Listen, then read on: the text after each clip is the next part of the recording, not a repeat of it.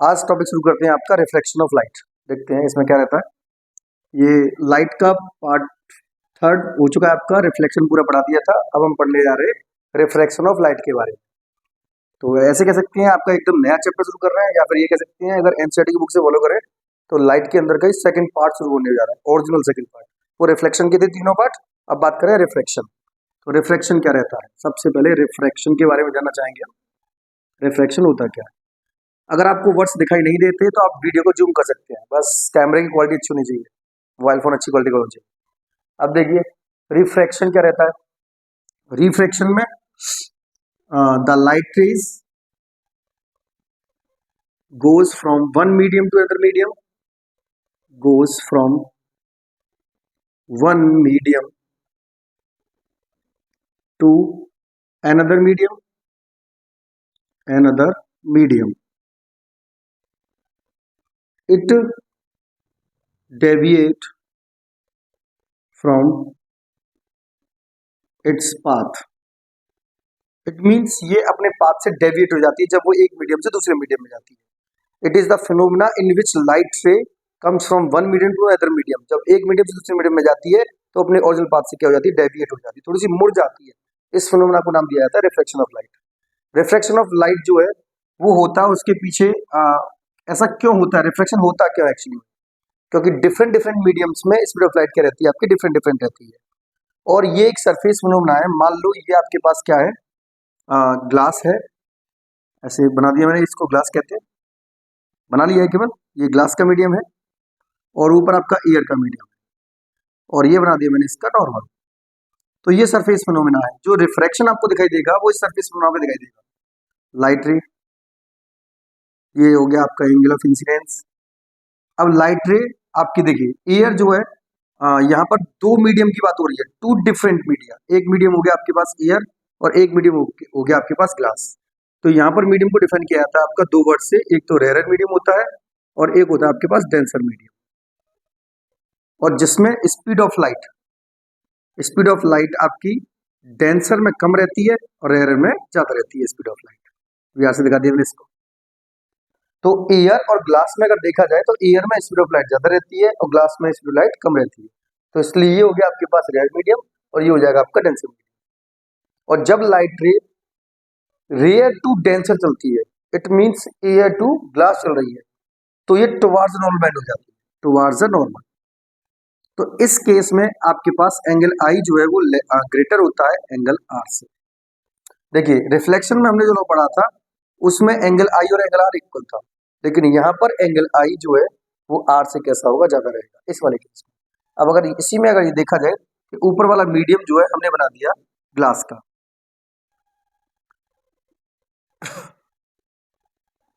ऊपर वाला मीडियम आपका किसका है, ग्लास का है, और नीचे वाला मीडियम बना दिया हमने एयर का। अब लाइट रे ग्लास से एयर में जाना चाहती है, यहाँ एंगल ऑफ इंसिडेंस, और ये हो जाएगा आपके पास एंगल ऑफ रिफ्रैक्शन। तो आप देख रहे हैं जब लाइट रे रेयर टू डेंसर जाती है,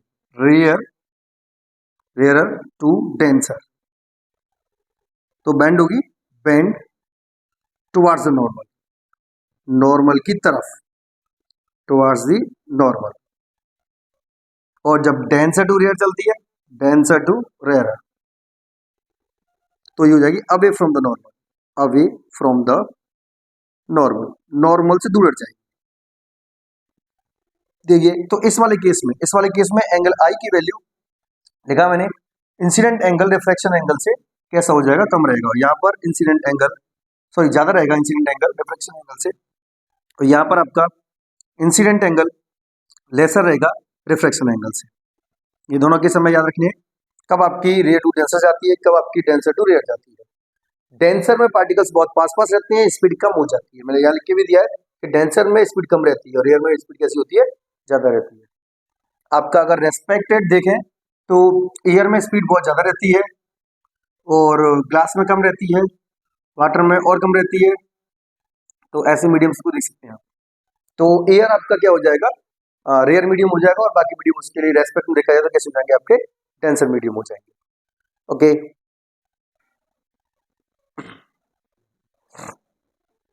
और ग्लास में और वाटर में देखिए, ये थोड़ा सा गलत लग गया मुझसे, यहाँ पर तुम्हारे पास पहले वाटर की आएगी और फिर आएगी आपके पास ग्लास की। तो मैं एक बार क्लियर कर देता हूँ। एयर में स्पीड रहती है लाइट की 3 × 10⁸ ये एयर या वैक्यूम एक ही चीज है, ये लिया जा रहा है। एयर या वैक्यूम में एयर की स्पीड होती है 3 × 10⁸ मीटर पर सेकेंड। वाटर में इसकी स्पीड रहती है आपकी 2.25 × 10⁸ मीटर पर सेकेंड। और ग्लास में इसकी स्पीड रहती है 2 × 10⁸ मीटर पर सेकेंड। अब इससे हम ये बात क्लियरली समझ रहे हैं कि एयर इन दोनों के रेस्पेक्ट में देखी जाए तो ज्यादा रेयर है और ग्लास सबसे ज्यादा डेंसर है इन तीनों के कंपैरिजन में देखा जाए। और दूसरी चीज देखिए, लाइट की जो फ्रीक्वेंसी है, फ्रीक्वेंसी रेस की जो फ्रीक्वेंसी है, जब वो एक मीडियम से दूसरे मीडियम में ट्रेवल करती है तो वो चेंज नहीं होती है। Frequency of light rays, star point बना के लिख सकते हैं इस चीज को हम। Frequency of light rays very important है। Light rays does not change when light travel from one medium to another medium, जब लाइट एक मीडियम से दूसरे मीडियम में ट्रेवल करती है तो उसकी फ्रीक्वेंसी चेंज नहीं होती। रीजन पूछता है कि ऐसा क्यों नहीं होता है, तो उसका रीजन है because frequency depend on source. Frequency depend on source और सोर्स पर डिपेंड करती है। सोर्स आपको बदल नहीं रहा है इसमें, तो जब सोर्स नहीं बदल रहा है तो फ्रीक्वेंसी चेंज नहीं होगी, फ्रीक्वेंसी सिमिलर रहेगी। तो फिर क्या बदलेगा, तो बदलती है आपकी wavelength. Wavelength of light change when it travel from one medium to another medium. जब ये एक मीडियम से दूसरे मीडियम में जाती है या दूसरे मीडियम में जाती है तो उसकी वेवलेंथ चेंज हो जाती है। तो आपके पास एक फॉर्मूला है पहले से ही, हमने पहले भी पढ़ रखा है कि वेलोसिटी जो रहती है वो एफ लैम्डा के इक्वल हो जाती है, v is equal to F lambda. तो एफ तो कांस्टेंट हो गया आपका, तो चेंज क्या हो रहा है, लेंथ, वेवलेंथ चेंज हो रही है, वेलोसिटी चेंज हो रही है। इसका मतलब सिंपली हम ये भी देख सकते हैं, देखिए ये तो कांस्टेंट टर्म हो गया, तो वेलोसिटी ज्यादा होगी तो वेवलेंथ ज्यादा होगी, वेलोसिटी कम होगी तो वेवलेंथ भी कम हो जाएगी। सिंपल आप ये लिख सकते हैं कि वेलोसिटी को इंक्रीज कर दोगे तो वेवलेंथ भी इंक्रीज हो जाएगी और वेलोसिटी को डिक्रीज कर दोगे तो वेवलेंथ डिक्रीज हो जाएगी। सिंपल सी चीज है, कोई भी चीज स्पीड में चल रही है, तेज चल रही है तो ज्यादा दूरी तय कर पाएगी। वेवलेंथ यानी कि लेंथ यानी कि डिस्टेंस। अब किसी की स्पीड डाउन कर दो, ज्यादा चल पाएगा, एनर्जी नहीं है, नहीं चल पाएगा, तो वहां पर वो क्या हो जाएगी, वेवलेंथ इसकी डाउन हो जाएगी। इसके बाद हम एक नया टॉपिक पढ़ते हैं इसके अंदर, ये आपको क्लियर हो ही गया, तीनों की मैंने ये स्पीड लिखाई दी है, रिलेशन बता दिया मैंने आपको इसके अंदर, फ्रीक्वेंसी पर डिपेंड बता दिया, वेवलेंथ के बारे में बता दिया, चेंजेस वगैरह बता दिया। रिफ्रैक्शन का जो रीजन है वो क्या रहता है, वो याद रखिएगा, एक तो ये सरफेस फिनोमेना है, दूसरा मीडियम पे डिपेंड करता है। जब वो एक मीडियम से दूसरे मीडियम में जाएगी तभी रिफ्लेक्शन होगा, अदरवाइज रिफ्लेक्शन नहीं होगा। एक पॉइंट इसमें जो छूट रहा है वो ये है कि अगर एंगल ऑफ इंसिडेंस आपका 0 होता है, मतलब लाइट को अगर नॉर्मली फॉल करा दिया जाता है तो नॉर्मली फॉल कराने पर रिफ्लेक्शन एंगल भी आपका 0 हो जाता है, वो एकदम स्ट्रेट निकल जाएगी, कोई इफेक्ट नहीं पड़ने वाला है उस पर, कोई भी डेविएशन नहीं होगा, कोई ना कोई इंसिडेंस एंगल होना चाहिए तभी जाके रिफ्लेक्शन होगा, अदरवाइज इसमें रिफ्लेक्शन नहीं होगा। चलिए नेक्स्ट टॉपिक पढ़ते हैं इसके अंदर हम। नेक्स्ट टॉपिक इसमें पढ़ते हैं हम रिफ्रैक्शन ऑफ लाइट के बारे में। तो देखिए नेक्स्ट टॉपिक जो रिफ्रैक्शन ऑफ लाइट है वो क्या रहता है, पढ़ते रहिए, नोट करते रहिए, वीडियो को पॉज करके आप अपने नोट्स लिख सकते हैं। देखिए रिफ्रैक्टिव इंडेक्स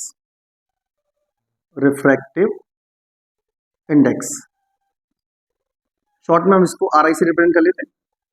वैसे इसके लिए सिंपल यूज किया जाता है म्यू का, म्यू बोलते हैं इसको, म्यू और एन से भी रिप्रेजेंट कर देते हैं, डिपेंड करता है अपने ऊपर कैसे, नोट्स में कैसे लिखा हुआ है, बुक्स में कैसे लिखा हुआ है, उस पर डिपेंड करता है ये चीज। अब रिफ्रैक्टिव इंडेक्स जो है आपका म्यू या फिर एन है, होता क्या है, what do you understand by refractive index. तो रिफ्रैक्टिव इंडेक्स रहती है the ratio between the speed of light in air या फिर वैक्यूम, एयर या फिर vacuum upon speed of light in medium.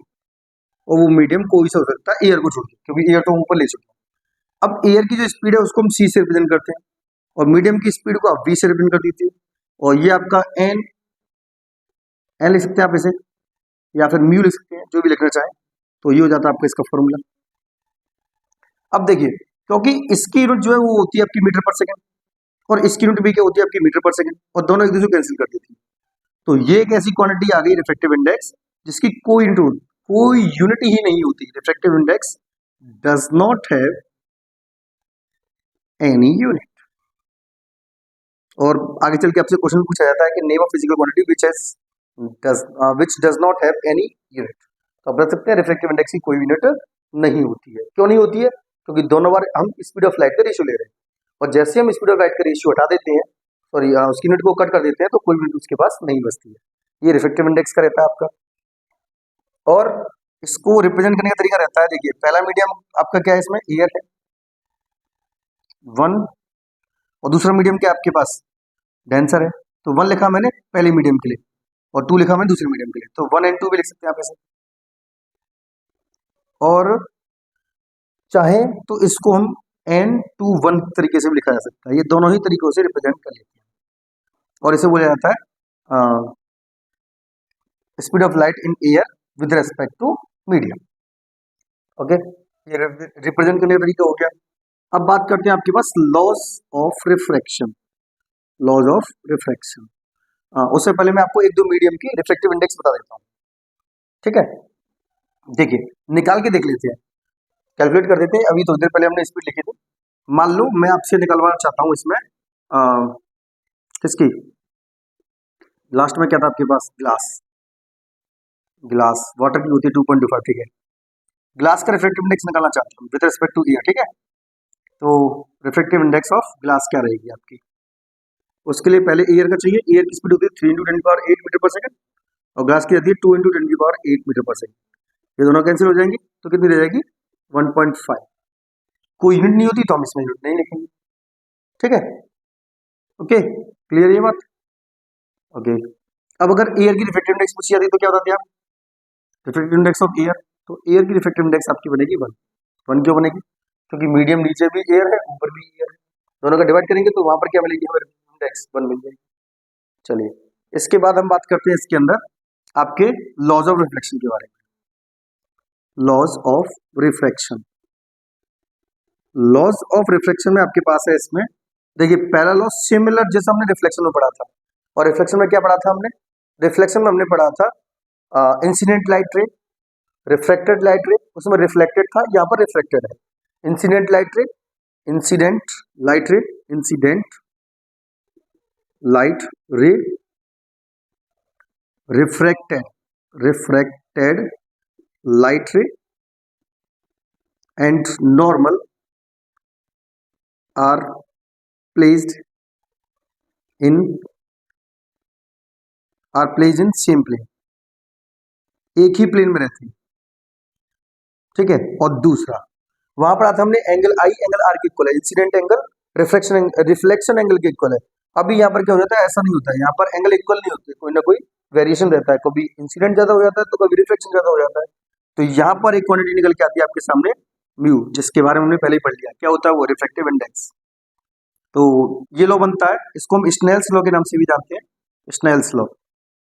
Second law of refraction किसके नाम से जाना जाता है, स्नेल्स लॉ। पूछा जाए तो क्या रहेगा, the sine angle of incident ray, the sine angle ratio of sine angle of incidence to the sine angle of refraction. Incidence और रिफ्रैक्शन दोनों का जो रेशियो रहता है वो कांस्टेंट रहता है। आप इसे इस तरीके से दिखा सकते हैं इस जगह पर, साइन एंगल ऑफ रिफ्रैक्शन, इसका मतलब पहले इंसिडेंस है नीचे रिफ्रैक्शन है, और इन दोनों का रेशियो जो है वो क्या बन जाता है आपका कांस्टेंट, जिसको नाम दिया गया था कांस्टेंट है, वैसे ही इसको नाम दिया गया था रिफ्रैक्टिव इंडेक्स का, रिफ्रैक्टिव इंडेक्स का। ओके, ये रहता है sine I upon sine R, Snell's second law. तो ये हो गया आपके पास रिफ्लेक्शन के दोनों लॉ। नेक्स्ट टॉपिक आता है इसमें,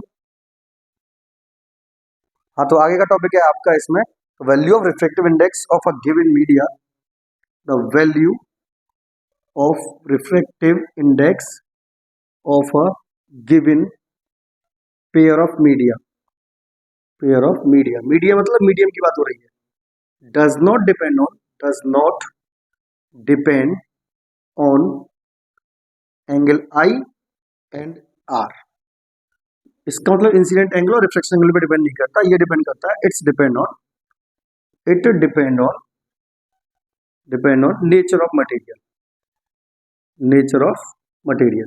यानी कि आपका जो मीडियम है वो किस चीज का बना हुआ है उस पर डिपेंड करता है, ठीक है।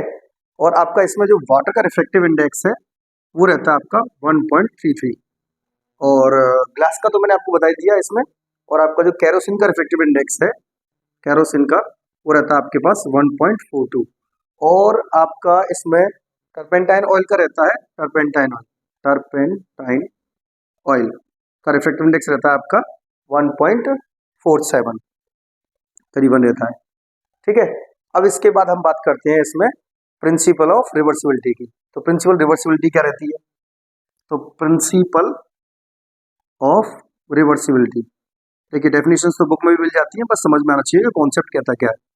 तो प्रिंसिपल रिवर्सिबिलिटी में क्या है कि लाइट रे अपना सेम पाथ ट्रेवल करती है। मान लो ये आपके पास मीडियम है, नीचे आपके पास ग्लास का मीडियम है, ऊपर आपके पास क्या एयर का मीडियम है, और ये आपका नॉर्मल हो गया, ये लाइट रे इंसिडेंट हो गई विद एंगल आई, और ये आपके टुवर्ड्स नॉर्मल बेंड हो गई, ओके, ये एंगल आर हो गया।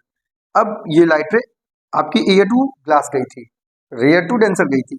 अब सिमिलरली अगर यही लाइट रे आपकी कहाँ से, ग्लास से जाए, मान लीजिए कि आपका इंसिडेंट एंगल हो, ऐसे ग्लास से जाए और ये अवे फ्रॉम नॉर्मल हो जाती है, ये एंगल आर हो जाए, तो आप देखेंगे वही पाथ फॉलो करती है जिस पाथ से वो आई थी। बस इसी फिनोमेना को हम नाम दे देते हैं प्रिंसिपल ऑफ रिवर्सिबिलिटी, यानी कि वो दोबारा से अपने पाथ को रीगेन कर लेती है, एज इट इज फॉलो कर लेती है। तो हम उसे क्या बोल देते हैं, प्रिंसिपल ऑफ रिवर्सिबिलिटी। इसके बाद बात आती है, अगला टॉपिक है आपके पास refraction through glass slab. Refraction through glass slab, through glass slab.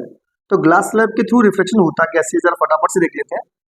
तो वो रहता है, देखिए ये ग्लास स्लैब हो गई आपकी, ओके, ये आपके पास नॉर्मल हो गया, ये देखिए ये लाइट रे आपकी आ रही है, इंसिडेंट एंगल बना रही है, ये आपका मीडियम कैसा है, एयर है, और ये मीडियम कैसा आपके पास डेंसर है। देखो रेयर और एयर एक जैसा लगता है बिल्कुल भी। और देखिए यहाँ पर एंगल जाता है denser, sorry air to denser या फिर रेयर टू डेंसर जाने बट टुवर्ड्स नॉर्मल बैंड हो जाती है लाइट रे, बैंड हो गई टुवर्ड्स नॉर्मल। अब यहाँ पर हमने एक नॉर्मल ड्रॉ कर लिया। अब इसके बाद अब यहाँ पर हो गया आपके पास एंगल ऑफ रिफ्लेक्शन, ये भी एंगल ऑफ रिफ्लेक्शन। एक्चुअली में क्या ये दोनों एंगल इक्वल हो जाएंगे, आप देख सकते हैं 90 डिग्री, 90 डिग्री। तो ये आपका एक तरीके से जेड फॉर्म हो रहा है, अल्टरनेटिव एंगल है, तो दोनों एंगल की वैल्यू किस हो जाएगी, इक्वल हो जाएगी। अब इसके बाद लाइट रे आपकी डेंसर टू एयर जाना चाहती है या रेयर जाना चाहती है, तो क्या हो जाएगी, अभी फ्रॉम द नॉर्मल हो जाएगी। ये आपका इमर्जेंट एंगल हो जाता है, इसको नाम देते हैं हम इमर्जेंट एंगल, इमर्जेंट एंगल। ये हो जाता है आपके पास angle of incidence, angle of incidence. और ये रहता है आपके पास रिफ्रैक्शन एंगल, रिफ्रैक्शन एंगल। देखिए वर्ड्स थोड़े से छोटे लिख पा रहा हूँ, बड़े नहीं लिख पा रहा हूँ, आप जूम करके देख सकते हैं, आपको क्लियर मिल जाएगी सब चीज। अब देखिए क्या है कि हमारी लाइट रे ऐसे फॉलो कर रही थी और गई है ऐसे करके, तो इन दोनों में थोड़ा सा डिफरेंस आ गया। ये जो परपेंडिकुलर डिफरेंस है इसको नाम दिया था लेटरल डिस्प्लेसमेंट का, लेटरल डिस्प्लेसमेंट। अब आपसे डेफिनेशन पूछी जाए कि लेटरल डिस्प्लेसमेंट की डेफिनेशन क्या होती है, तो आप बता सकते हैं इसमें the perpendicular distance between the original path of incident ray to the path of emergent ray. Incident ray और इमर्जेंट रे के बीच में जो परपेंडिकुलर डिस्टेंस रहती है उसको बोल देते हैं हम लेटरल डिस्प्लेसमेंट। लेटरल डिस्प्लेसमेंट किस किस चीज पे डिपेंड करता है वो हम देखते हैं, थोड़ा सा इधर लिख देते हैं। लेटरल डिस्प्लेसमेंट आपका किस किस टॉपिक पर रिलेट करता है, किस किस चीजों पे रिलेट करता है, कैसे कैसे डिपेंड करता है, ये देख लेते हैं थोड़ा सा जल्दी से। Lateral displacement, lateral displacement definition मैंने आपको बताई थी। लेटरल डिस्प्लेसमेंट होती क्या है, it is a perpendicular distance between the original path of incident रे एंड इमर्जेंट रे। इमर्जेंट रे और इंसिडेंट रे के बीच का जो पर्पल डिस्टेंस रहता है उसको नाम दिया था लेटरल डिस्प्लेसमेंट का, शॉर्ट में लिख दिया मैंने इसको L डॉट डी। अब ये डिपेंड करता है ग्लास की थिकनेस पर, डायरेक्टली पोर्शन होता है थिकनेस के। अगर थिकनेस बढ़ा दोगे तो लेटरल डिस्प्लेसमेंट बढ़ जाएगा, और थिकनेस कम कर दोगे, ऐसे समझ सकते हैं, lateral displacement increasing by increasing thickness. Thickness बढ़ा दोगे बढ़ जाएगा, थिकनेस कम कर दोगे तो लेटरल डिस्प्लेसमेंट भी क्या हो जाएगा आपका, कम हो जाएगा थिकनेस। ओके, एक पॉइंट तो ये हो गया। एक पॉइंट, लेटरल डिस्प्लेसमेंट डिपेंड करता है आपका किस पर, वेवलेंथ ऑफ लाइट पर। अब देखिए वेवलेंथ ऑफ लाइट पर कैसे डिपेंड करता है, वेवलेंथ ऑफ लाइट पर डिपेंड करता है ये लेटरल डिस्प्लेसमेंट इनवर्सली प्रोपोर्शनल होता है लेटरल डिस्प्लेसमेंट वेवलेंथ लाइट के, यानी कि डायरेक्टली लिख दिया, सॉरी गलत हो गया, इनवर्सली प्रोपोर्शनल होगा, 1 करके होगा। मतलब अगर आप इसको इंक्रीज करोगे तो आपकी वेवलेंथ कम हो जाएगी, और वेवलेंथ अगर ज्यादा है तो लेटरल डिस्प्लेसमेंट आपका कम रहेगा। ओके, ये दो चीजों पे आपका लेटरल डिस्प्लेसमेंट डिपेंड करता है।